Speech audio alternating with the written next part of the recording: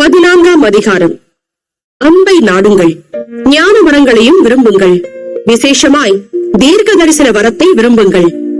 ஏனெனில் அந்நிய பாஷையில் பேசுகிறவன் ஆவியினாலே ரகசியங்களை பேசினாலும் அவன் பேசுகிறதை ஒருவனும் அறியாதிருக்கிறபடியினாலே அவன் மனுஷரிடத்தில் பேசாமல் தேவனிடத்தில் பேசுகிறான். தீர்க்க தரிசனம் சொல்லுகிறவனோ மனுஷருக்கு பக்தி விருத்தியும் புத்தியும் ஆறுதலும் உண்டாகத்தக்கதாக பேசுகிறான். அந்நிய பாஷையில் பேசுகிறவன் தனக்கே பக்தி விருத்தி உண்டாக பேசுகிறான். தீர்க்க தரிசனம் சொல்லுகிறவனோ சபைக்கு பக்தி விருத்தி உண்டாக பேசுகிறான். நீங்கள் எல்லாரும் அந்நிய பாஷைகளை பேசும்படி விரும்புகிறேன். ஆகிலும் அந்நிய பாஷைகளில் பேசுகிறவன் சபைக்கு பக்தி விருத்தி உண்டாகும்படிக்கு அர்த்தத்தையும் சொல்லாவிட்டால் தீர்க்க தரிசனம் சொல்லுகிறவன் அவனிலும் மேன்மையுள்ளவன். ஆதலால் நீங்கள் தீர்க்க தரிசனம் சொல்லுகிறவர்களாக வேண்டும் என்று அதிகமாய் விரும்புகிறேன். மேலும் சகோதரரே, நான் உங்களிடத்தில் வந்து உங்களுக்கு ரகசியங்களை வெளிப்படுத்துவதற்காவது, அறிவுண்டாக்குவதற்காவது, தீர்க்க தரிசனத்தை அறிவிக்கிறதற்காவது, போதகத்தை போதிக்கிறதற்காவது ஏதுவானதை சொல்லாமல் அந்நிய பாஷைகளில் பேசினால் என்னாலே உங்களுக்கு பிரயோஜனம் என்ன? அப்படியே புல்லாங்குழல், சுரமண்டலம் முதலாகிய சத்தமிடுகிற உயிரில்லாத வாத்தியங்கள் தொனிகளில் வித்தியாசம் காட்டாவிட்டால் குழலாலே ஊதப்படுகிறதும் சுரமண்டலத்தாலே வாசிக்கப்படுகிறதும் இன்னதென்று எப்படி தெரியும்? அந்தப்படி எக்காலமும் விளங்காத சத்தமிட்டால் எவன் யுத்தத்திற்கு ஆயத்தம் பண்ணுவான்? அதுபோல நீங்களும் தெளிவான பேச்சை நாவினால் வசனியாவிட்டால் பேசப்பட்டது இன்னதென்று எப்படி தெரியும்? ஆகாயத்தில் பேசுகிறவர்களாய் இருப்பீர்களே. உலகத்திலே எத்தனையோ விதமான பாஷைகள் உண்டாயிருக்கிறது. அவைகளில் ஒன்றும் அர்த்தமில்லாததல்ல. ஆயினும் பாஷையின் கருத்தை நான் அறியாமல் இருந்தால் பேசுகிறவனுக்கு அந்நியனாய் இருப்பேன், பேசுகிறவனும் எனக்கு அந்நியனாய் இருப்பான்.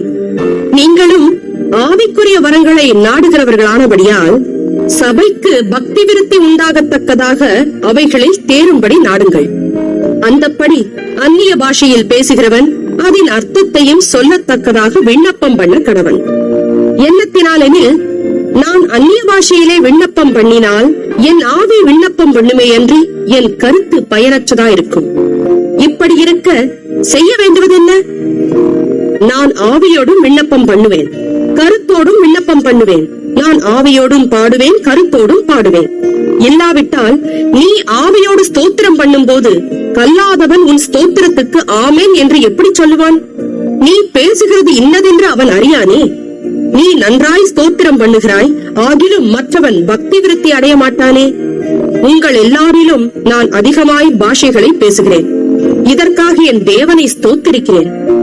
அப்படி இருந்தும் நான் சபையிலே அந்நிய பாஷையில் 10,000 வார்த்தைகளை பேசுகிறதிலும் மற்றவர்களை உணர்த்தும்படி என் கருத்தோட 5 வார்த்தைகளை பேசுகிறதே எனக்கு அதிக விருப்பமாய் இருக்கும். சகோதரரே, நீங்கள் புத்தியிலே குழந்தைகளாயிராதேயுங்கள், துர்குணத்திலே குழந்தைகளாயும் புத்தியிலோ தேறினவர்களாயும் இருங்கள். மறுபாஷைக்காரராலும் மறு உதடுகளாலும் இந்த ஜனங்களிடத்தில் பேசுவேன்.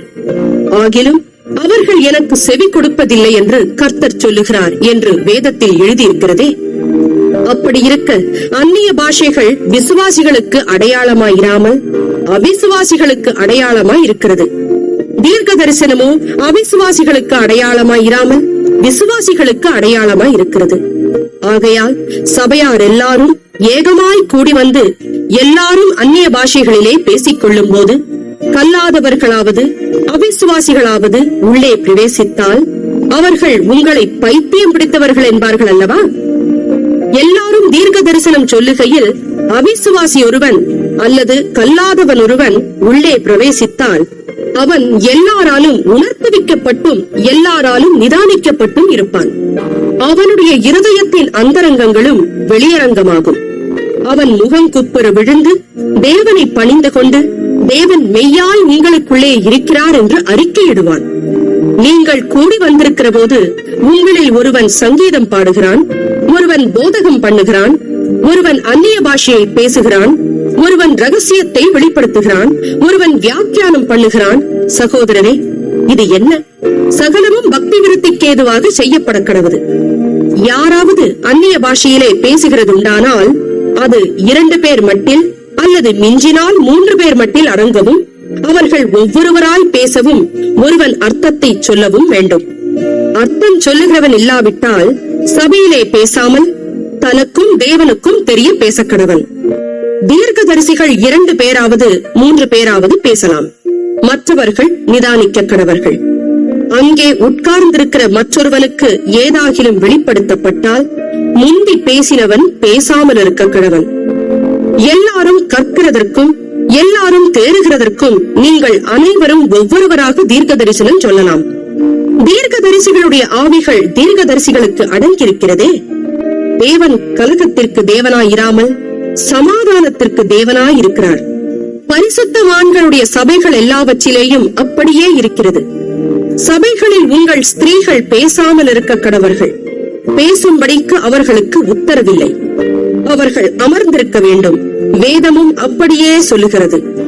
அவர்கள் ஒரு காரியத்தை கற்றுக்கொள்ள விரும்பினால் வீட்டிலே தங்கள் புருஷரிடத்தில் விசாரிக்க கடவர்கள். ஸ்திரீகள் சபையிலே பேசுகிறது அயோக்கியமாயிருக்குமே. தேவ வசனம் உங்களிடத்தில் இருந்தா புறப்பட்டது? அது உங்களிடத்துக்கு மாத்திரமா வந்தது? ஒருவன் தன்னை தீர்க்கதரிசி என்றாவது ஆவியை பெற்றவன் என்றாவது எண்ணினால், நான் உங்களுக்கு எழுதுகிறவைகள் கர்த்தருடைய கற்பனைகள் என்று அவன் ஒத்துக்கொள்ள கடவன். ஒருவன் அறியாதவனாயிருந்தால் அவன் அறியாதவனாயிருக்கட்டும். இப்படி இருக்க சகோதரரே, தீர்க்க தரிசனம் சொல்ல நாடுங்கள். அந்நிய பாஷைகளை பேசுகிறதற்கும் தடை பண்ணாதிருங்கள். சகலமும் நல்லொழுக்கமாயும் கிரமமாயும் செய்யப்பட கடவுது.